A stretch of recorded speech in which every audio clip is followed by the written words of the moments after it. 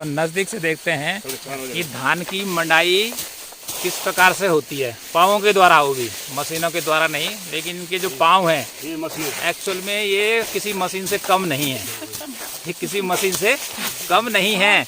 और इधर देखें, अरे मशीन ऐसी है कि पुरानी और नई दोनों प्रकार की मशीनें काम कर रही हैं। आप देख सकते हैं, पुरानी मशीन पेंट में है और नई मशीन बिना पेंट के काम कर रही है। तो इस प्रकार से ये नज़दीक से है। और बगल में इधर सौरभ की माता जी को भी दिखा रहते हैं कि किस प्रकार से धान एकदम से अलग नहीं होता है। उसको पहले पाँव से मांडना और जितना छूटा बालियां या फसल में या पत्तियों में जितना छूट रहा है, बालियों में जितना छूट रहा है वो पाँव से नहीं झड़ता है। तो उसके बाद देखिए इसको अलग से डंडे से झाड़ना पड़ता है, लकड़ी से झाड़ना पड़ता है, ठीक है। और इस प्रकार से लकड़ी से झाड़ने के बाद इसको अलग खेत में फैलाया जाता है। और जब ये सूख जाएगा तो उसके बाद ये जाएगा घर, और उसके बाद लगेगा परखुंडा, और उसके बाद ये पशुओं के चारे का काम करेगा। तो इस प्रकार से यहाँ पे एक पंथ और दो काज हो रहे हैं। एक तो धान मिल जाएगा, सट्टी मिल जाएगा, और दूसरा पशुओं के लिए घास मिल जाएगा। जो धान की खेती है वो पूरी तरह पक चुकी है, उखड़ वाली।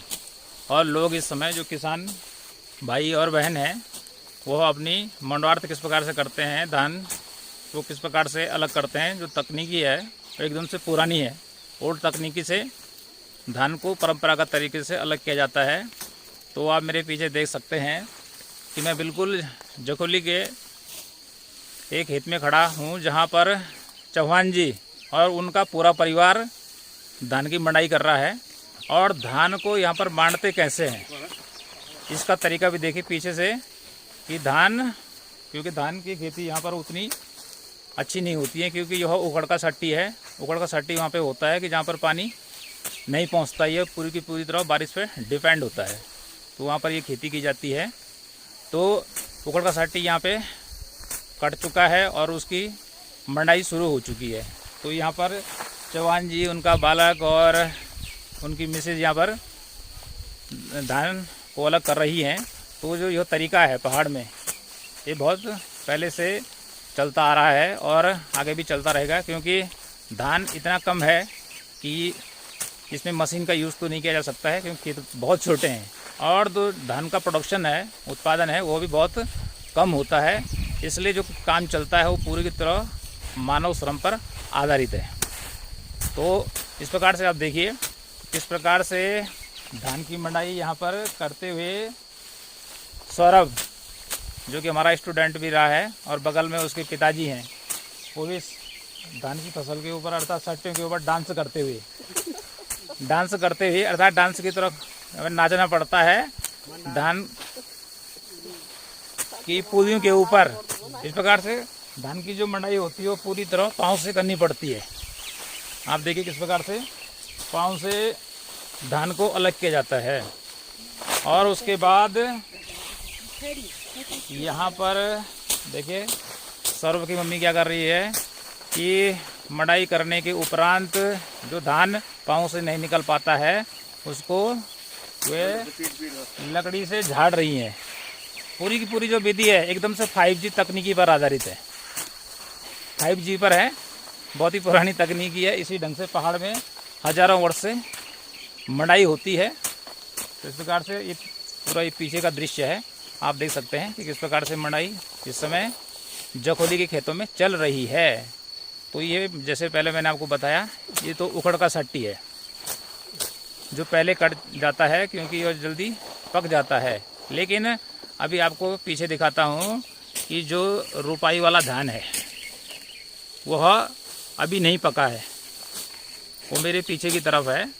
और आप इस प्रकार से देख सकते हैं पीछे की तरफ जो दूर तक फसल दिखाई दे रही है वो धान की फसल है, सट्टियों की फसल है। गढ़वाली में धान को सट्टी कहते हैं और इंग्लिश में राइस कहेंगे। तो पीछे की तरफ पूरी की पूरी जो फसल है अभी हरी है, लेकिन इस माह के अंत तक, ये अगले माह के प्रारंभ में वो भी कट जाएगी और इसी तरीके से जिस तरीके से यहाँ पर अभी धान की मड़ाई की जा रही है पाँवों के माध्यम से, पाँव के द्वारा डांस कर करके, इसी तरीके से उस धान की भी मड़ाई इसी प्रकार से की जाएगी। इसके बाद ये लोग क्या करेंगे, इस धान को कट्टे में भरकर घर ले जाएंगे। देखिए पूरी तरह नीचे ग्रीन कलर का तिरपाल बिछा हुआ है, क्योंकि खेत में तो मिट्टी है, तिरपाल बिछा हुआ है। और तिरपाल के ऊपर इस प्रकार से चौहान जी धान की मड़ाई कर रहे हैं, बगल में उनका बालक भी है। और मड़ाई का ये दृश्य आपको बहुत अच्छा लगेगा, क्योंकि इस तरीके से पहाड़ों में खेती होती है। लेकिन जो मैदान है, जो मैदानी राज्य हैं, वहाँ पर इस प्रकार से धान की मड़ाई नहीं होती है। जहाँ पे बड़े किसान हैं वो तो मशीनों से करते हैं, लेकिन पूरे उत्तरांचल के अंदर जहाँ पर सीढ़ीनुमा खेत है, धान की मड़ाई का तरीका यही है और इसी तरीके से धान की मड़ाई होती है। तो इस प्रकार से आनंद लीजिए किस प्रकार से धान की मड़ाई का कार्य जोर शोरों पर है। लेकिन दुखद बात यह है कि यहाँ पर परिश्रम ज़्यादा लगता है, मेहनत ज़्यादा करनी पड़ती है, लेकिन जो आउटपुट आता है, जो प्रोडक्शन है, वह नाम मात्र का होता है। धान आप देखेंगे, इधर मैं दिखाता हूँ इनका कुंडगा, अर्थात जो धान है वो सीधे नहीं निकाला जाता है, उसको निकालने से पहले कुछ दिनों पहले काटना पड़ता है। उसके बाद एक जगह इसका ढेर करना पड़ता है और इसको गढ़वाली में कहते हैं कुंडगा। तो साहब आपका ये कुंडगू कब दिन रही कुंडगू? 3 रात। अच्छा 3 दिन और 3 रात तक इसी प्रकार से यहाँ पर रहा और इस प्रकार से तीसरे दिन ये इसकी मड़ाई कर रहे हैं।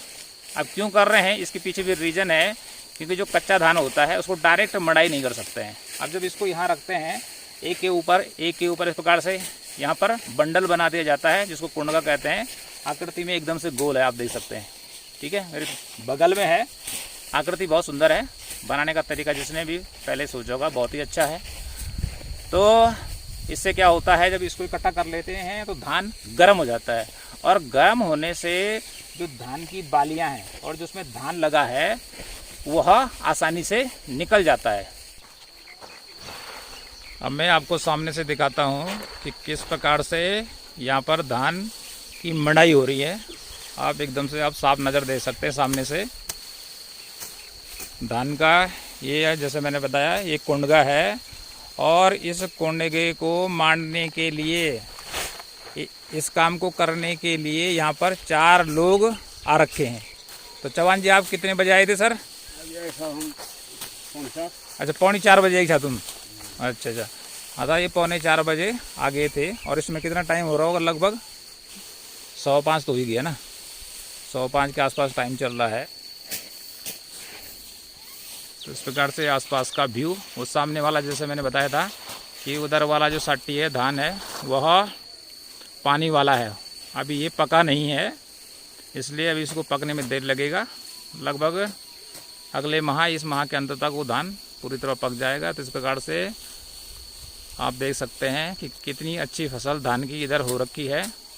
और ये फसल ऐसे नहीं होती है, बल्कि इसको करने में बहुत मेहनत लगती है। पहाड़ों में बहुत मेहनत करनी पड़ती है, लेकिन जो आउटपुट होता है, दुर्भाग्य का विषय ये है कि जो उत्पादन होता है वो मेहनत की तुलना में बहुत ही कम होता है।